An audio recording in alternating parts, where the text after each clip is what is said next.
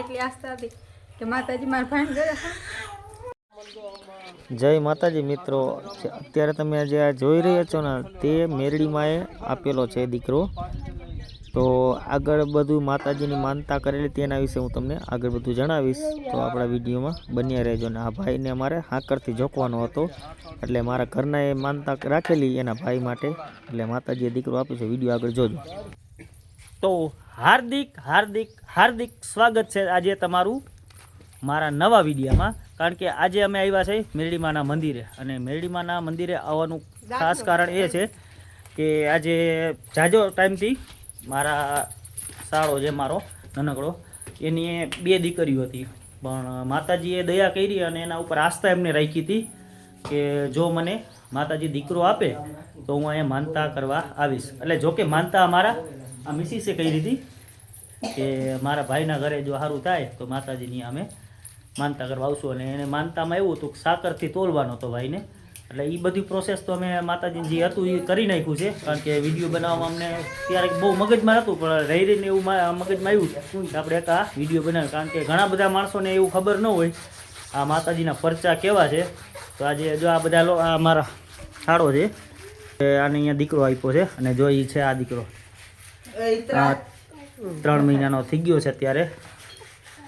આ બે એક આ બેબી એક આ, એટલે પેલા આ 2 દીકરીઓ હતી, અને માતાજી પાસે એટલી એની આસ્થા હતી કે માતાજી એનું કામ.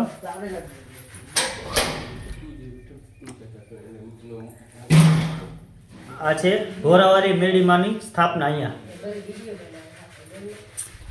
એટલે ભાઈ જો મનમાં શ્રદ્ધા હોય ને, સાચી આપણા મનમાં શ્રદ્ધા હોય ને, એટલે માતાજી ચોક્કસ આપણું કામ કરે છે. સાચી વાત છે ભાઈ. દીકરી ઉપર એક દીકરાનો જન્મ થયો હોય, માતાજીની દયા થઈ. માતાજી ઉપર આસ્થા એવી હતી કે માતાજી, અને અહીંયા તો ઘણા બધા લોકો આવે છે, કેટલાયના વાંજિયા મેણા ભાંગ્યા છે માતાજી. આપણા મનની આસ્થા હોવી જોઈએ ભાઈ.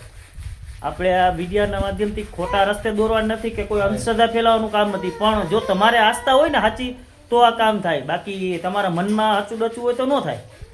કારણ કે અત્યારે આ તો આ કળિયુગમાં હાજરા હજુર આમ પરચા જ પૂરે છે માતાજી. જો આ દીકરો જુઓ તમે, જો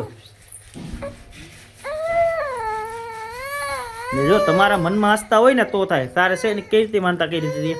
મારા ભાઈને ઘરે 2 દીકરીઓ હતી, એને ઘરે કાંઈ સારું નતું ને બાઈ થોડીક નબળી હતી, એટલે માતાજી પાસે એટલી આસ્થા હતી કે માતાજી મારા ભાઈને ગયા.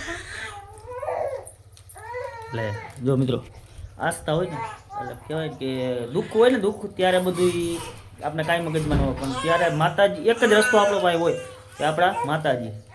અને અહીંયા માતાજીના પરચા એવા છે કે જો આ બધા અત્યારે છે ને ભાવુક થઈ ગયા. એનું કારણ છે શું છે કે આ લોકોને દુઃખ જોયું, તકલીફ એવડી હતી, તકલીફ હતી, અને માતાજીએ કામ કર્યું છે. એટલે આપણે વિડીયો લાંબો નથી કરવો, પણ આ તો એક જરૂરી માહિતી હતી એટલે તમને માહિતી આપી છે.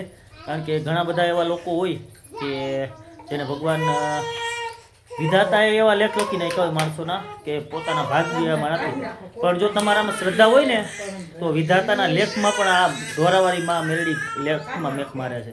બાકી જો અહીંયા છે ને ફરતીકોર આ જંગલ છે ને, આ જંગલ મેં આગલા વિડીયોમાં તમને બધાને જણાવ્યું હતું, પણ હજી એકવાર કહી દઉં કે આ ફરતીકોર અહીંયા જંગલ છે, ફરતીકોર જંગલ છે, ને વચમાં માતાજીનું બેહણું છે. રાજપર અને હમાપરની વચ્ચે આવેલું છે ઢોરાવાળી માતાજીનું મંદિર. એ વચ્ચોવચ્ચ માતાજી બે, અને અહીંયા ફરતીકોર જાય 24 કલાક તાવા. અત્યારે અમારે પણ માતાજીનો તાવો હતો, પણ ત્યારે હું એકલો જ તાવો બનાવતો હતો, બધું કરતો, એટલે મને વિડીયો ન બનાવી શક્યો. આ લોકો થોડાક પાછળથી આવ્યા. જો અત્યારે એનું તાવો આપણે જોત ચાલુ જ છે. માતાજીનો તાવો હતો, અને હાકરથી આપણે ભાઈને જોખવાના હતા, એ બધું કામ કરી લીધું છે હવે અમે. અને બાકી જો અહીંયા છે ને આ મંદિરે અને ઢોરાવાળી માતાજીનો પરચો કેવો છે કે આ જે આ તમે જે અત્યારે બાવર દેખો છો ને, આમાં 12 માસ સૂકું લાકડું હોય.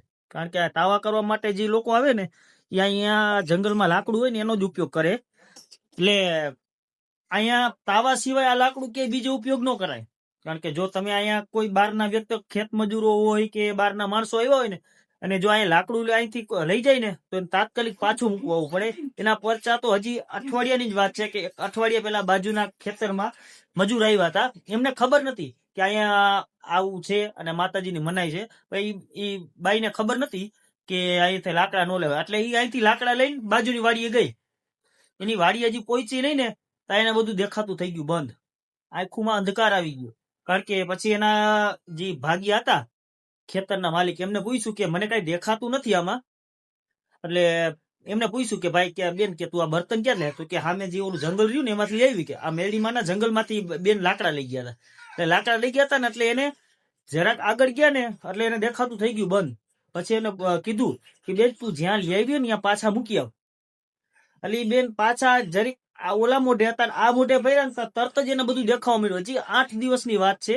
આ 8 દિવસ મોર બનેલી ઘટના છે. 8 દિવસ પહેલા આ ઘટના બની ગઈ છે કે આ જરાક આમ પાછળ ભર્યા ને તો એને બધું દેખાવા મળ્યું. એટલે આ મેરડીમાંના પરચા જુઓ. એ બેન આ પાછા મૂકી ગયા અને માતાજીએ પગે લાગી ગયા અને માફી માંગી કે માતાજી આજ પછી અમે કોઈ દિવસ અહીંથી નહીં લે. એટલે આ માતાજીના આટલા પરચા છે. આ કળિયુગના સમયમાં હાજરા હાજુર છે.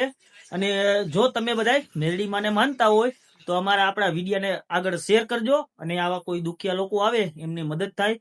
બાકી આપણી ચેનલમાં બધા આવ્યા હો તો સબસ્ક્રાઇબ કરતા જજો. ફરી મળીશું એક નવા વ્લોગ સાથે. જય માં મેરડી, જય દ્વારકાધીશ.